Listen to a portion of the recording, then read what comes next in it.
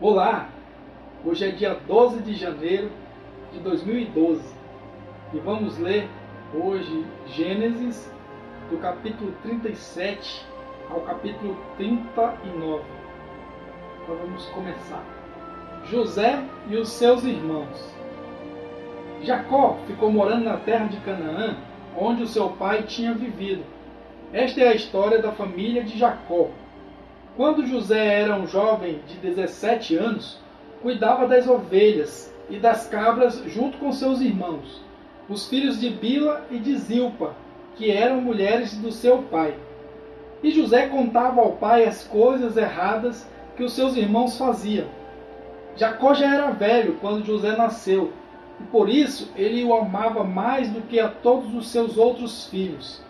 Jacó mandou fazer para José uma túnica longa, de mangas compridas. Os irmãos viam que o pai amava mais a José do que a eles, e por isso tinham ódio dele, e eram grosseiros quando falavam com ele. Certa vez, José teve um sonho e o contou aos seus irmãos. Aí é que ficaram com mais raiva dele, porque ele disse assim: escutem, que eu vou contar o sonho que tive. Sonhei que estávamos no campo amarrando feixes de trigo. De repente, o meu feixe ficou de pé, e os feixes de vocês se colocaram em volta do meu e se curvavam diante dele. Então os irmãos perguntaram: quer dizer que você vai ser nosso rei e que vai mandar em nós? E ficaram com mais ódio dele ainda, por causa dos seus sonhos e do jeito que ele os contava. Depois José sonhou outra vez e contou também esse sonho aos seus irmãos. Ele disse assim: eu tive outro sonho. Desta vez, o sol, a lua e 11 estrelas se curvavam diante de mim. Quando José contou esse sonho ao pai e aos irmãos, o pai o repreendeu e disse: o que quer dizer esse sonho que você teve? Por acaso a sua mãe e os seus irmãos e eu vamos nos ajoelhar diante de você e encostar o rosto no chão? Os irmãos de José tinham inveja dele, mas o seu pai ficou pensando no caso. José é vendido e levado para o Egito. Um dia, os irmãos de José levaram as ovelhas e as cabras do seu pai até os pastos que ficavam perto da cidade de Siquém. Então Jacó disse a José: venha cá, vou mandar você até Siquém, onde os seus irmãos estão cuidando das ovelhas e das cabras. Estou pronto para ir, respondeu José. Jacó disse: vai lá e veja se os seus irmãos e os animais vão bem, e me traga notícia. Então dali do vale de Hebrom, Jacó mandou que José fosse até Siquém, e ele foi.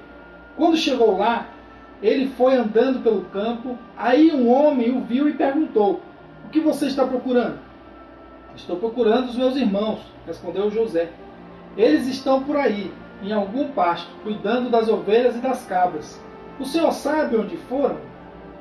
O homem respondeu: eles já foram embora daqui. Eu ouvi quando disseram que iam para Dotã. Aí José foi procurar os seus irmãos e os achou em Dotã. Eles viram José de longe e antes que chegasse perto começaram a fazer planos para matá-lo. Eles disseram: lá vem o sonhador. Venham, vamos matá-lo agora. Depois jogaremos o corpo num poço seco e diremos que o animal selvagem o devorou. Assim veremos no que vão dar os sonhos dele.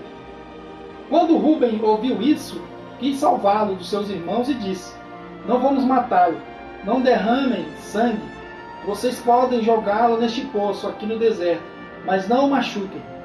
Rúben disse isso porque planejava salvá-lo dos irmãos e mandá-lo de volta ao pai. Quando José chegou ao lugar onde seus irmãos estavam, eles arrancaram dele a túnica longa, de mangas compridas, que ele estava vestido. Depois o pegaram e o jogaram no poço, que estava vazio e seco, e sentaram-se para comer. De repente, viram que ia passando uma caravana de ismaelitas, que vinha de Gileade e ia para o Egito, e seus camelos estavam carregados de perfumes e de especiarias.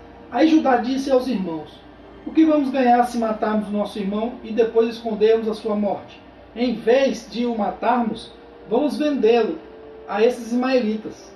Afinal de contas, ele é o nosso irmão, é do nosso sangue. Os irmãos concordaram. Quando alguns negociantes midianitas passaram por ali, os irmãos de José o tiraram do poço e o venderam aos ismaelitas por 20 barras de prata. E os ismaelitas levaram José para o Egito. Quando Rúben voltou ao poço e viu que José não estava lá dentro, rasgou as suas roupas em sinal de tristeza. Ele voltou para o lugar onde seus irmãos estavam e disse: o rapaz não está mais lá. E agora? O que é que eu vou fazer?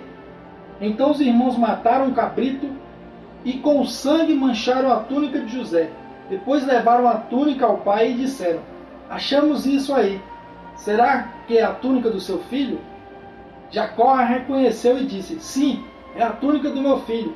Certamente algum animal selvagem o despedaçou e devorou. Então, em sinal de tristeza, Jacó rasgou as suas roupas e vestiu roupa de luto. E durante muito tempo ficou de luto pelo seu filho.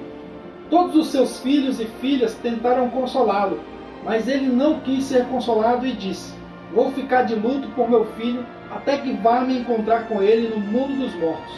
E continuou de luto por seu filho José. Enquanto isso, os midianitas venderam José a Potifar, oficial e capitão da guarda do rei do Egito. Agora vamos ler o capítulo 38. Judá e Tamar. Por esse tempo, Judá se separou dos seus irmãos e foi morar na casa de um homem chamado Ira, que era da cidade de Adulã. Ali Judá ficou conhecendo a filha de um cananeu chamado Sua. Judá casou com ela, e ela lhe deu um filho, a quem ele chamou de Er. Ela ficou grávida outra vez e teve outro filho, a quem ela deu o nome de Onã. Depois ela teve mais um filho, em quem ela pôs o nome de Selá. Judá estava em Quezibe, quando esse menino nasceu. Judá casou Er, o seu filho mais velho, com uma mulher chamada Tamar. O Senhor Deus não gostava da vida perversa que Er levava, e por isso o matou. Então Judá disse a Onã: vá e tenha relações com a viúva do seu irmão. Assim você cumprirá o seu dever de cunhado, para que o seu irmão tenha descendentes por meio de você. Ora, Onã sabia que o filho que nascesse não seria considerado como seu. Por isso, cada vez que tinha relações com a viúva do seu irmão, ele deixava que o esperma caísse no chão, para que o seu irmão não tivesse descendentes por meio dele. O Senhor ficou desgostoso com o que Onã estava fazendo e o matou também. Então Judá disse a Tamar, a sua nora: volte para a casa do seu pai e continue viúva, até que o meu filho Selá fique adulto. Ele disse isso porque tinha medo que Selá fosse morto, como havia acontecido com os seus irmãos. Assim Tamar foi morar na casa do pai dela. Passando algum tempo, a mulher de Judá morreu. Quando acabou o luto, Judá foi até Timnate, onde estava cortando a lã das suas ovelhas. E o seu amigo Ira, de Adulã, foi com ele. Alguém contou a Tamar que o seu sogro ia a Timnate, a fim de cortar a lã das suas ovelhas. Então ela trocou de roupa, deixando de lado as suas roupas de viúva. Cobriu o rosto com um véu e se disfarçou.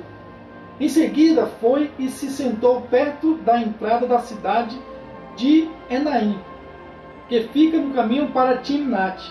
Ela fez isso porque sabia muito bem que Selá já era homem feito, mas Judá não havia mandado que ele casasse com ela.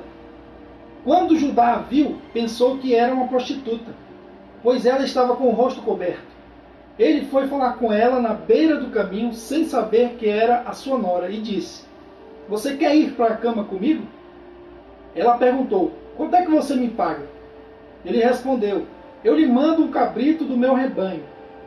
Está bem, disse ela, mas deixe alguma coisa comigo como garantia de que você vai mandar o cabrito. Judá perguntou: o que é que você quer que eu deixe? Ela respondeu: o seu sinete com o cordão e também o bastão que você tem na mão. Então Judá entregou os objetos. Ele teve relações com ela e ela ficou grávida. Tamar voltou para casa, tirou o véu e vestiu as suas roupas de viúva. Mais tarde, Judá mandou o seu amigo Ira levar o cabrito e trazer de volta os objetos que havia deixado com ela. Mas Ira não a encontrou. Ele perguntou aos homens de Enaim se sabia onde estava a prostituta que costumava ficar na beira da estrada. Aqui não esteve nenhuma prostituta, foi a resposta deles. Ira voltou e disse a Judá: não encontrei a mulher, e os homens do lugar disseram que ali nunca havia estado nenhuma prostituta. Então Judá disse: pois ela que fique com as minhas coisas, assim ninguém vai zombar de nós. Eu mandei o cabrito, mas você não encontrou a mulher. Passados uns 3 meses, foram dizer a Judá: a sua nora agiu como prostituta e agora está grávida. Aí Judá disse: tragam essa mulher para fora a fim de ser queimada. Quando a estavam tirando da sua casa, ela mandou dizer a seu sogro: quem me engravidou foi o dono destas coisas. Examine e veja de quem são o sinete com o cordão e o bastão. Judá reconheceu as coisas e disse: ela tem mais razão do que eu, pois prometi casá-la com o meu filho Selá, mas não cumpri a promessa, e nunca mais teve relações com ela. Na hora de Tamar dar à luz, descobriram que ia ter gêmeos. Quando ela estava no trabalho de parto, um dos gêmeos pôs uma das mãos para fora. A parteira pegou uma fita vermelha e amarrou na mão dele e disse: este saiu primeiro. Mas ele puxou a mão e o irmão gêmeo nasceu primeiro. Então a parteira disse: como você abriu o caminho? E puseram nele o nome de Pérez. Depois nasceu o outro, que estava com a fita vermelha amarrada na mão. E ele recebeu o nome de Zera. Agora encerrando, lendo o capítulo 19. José na casa de Potifar. José foi levado para o Egito, onde os ismaelitas o venderam a um egípcio chamado Potifar, um oficial que era o capitão da guarda do palácio. O Senhor Deus estava com José. Ele morava na casa do seu dono e ia muito bem em tudo. O dono de José viu que o Senhor estava com ele e o abençoava em tudo o que fazia. Assim José ganhou a simpatia do seu dono, que pôs como seu ajudante particular. Potifar deu a José a responsabilidade de cuidar da sua casa e tomar conta de tudo que era seu. Dali em diante, por causa de José, o Senhor abençoou o lar do egípcio e também tudo o que ele tinha em casa e no campo. Potifar entregou nas mãos de José tudo o que tinha e não se preocupava com nada, a não ser com a comida que comia. José era um belo tipo de homem e simpático. Algum tempo depois, a mulher do seu dono começou a cobiçar José. Um dia ela disse: venha, vamos para a cama. Ele recusou, dizendo assim: escute, o meu dono não precisa se preocupar com nada nesta casa, pois eu estou aqui. Ele me pôs como responsável por tudo o que tem. Nesta casa eu mando tanto quanto ele. Aqui eu posso ter o que quiser, menos a senhora, pois é mulher dele.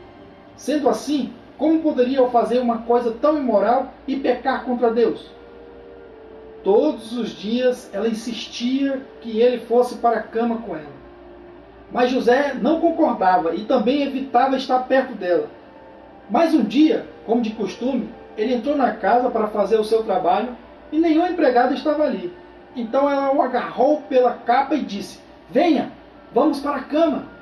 Mas ele escapou e correu para fora, deixando a capa nas mãos dela.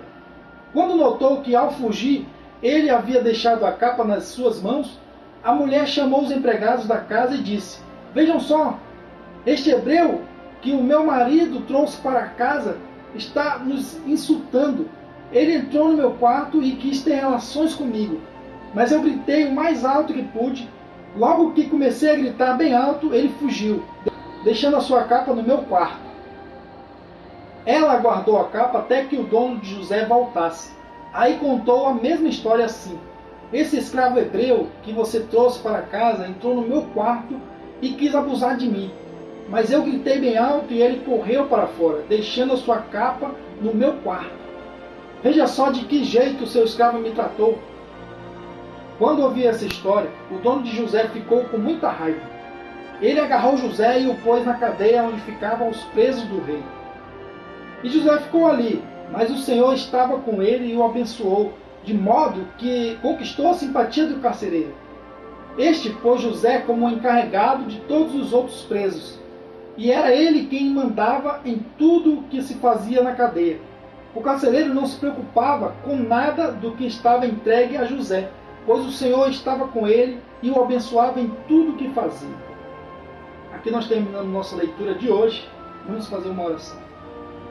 Senhor Deus, nosso Pai, obrigado, Senhor, por mais essa leitura, e que nós possamos sempre, Pai, aprender com a Tua palavra, Senhor, a respeito do Teu servo José, que foi fiel a Ti, e Tu abençoavas ele, Senhor. Oh Deus, nós queremos ter esse espírito de José, de sermos fiéis a Ti em tudo, Senhor, porque Tu já tens nos abençoado, Senhor Deus. Nós te pedimos essas bênçãos, Pai, também para essa pessoa que está nos acompanhando nessa leitura diária. Abençoa, Pai, em nome de Jesus, nós te pedimos e te agradecemos em nome de Jesus.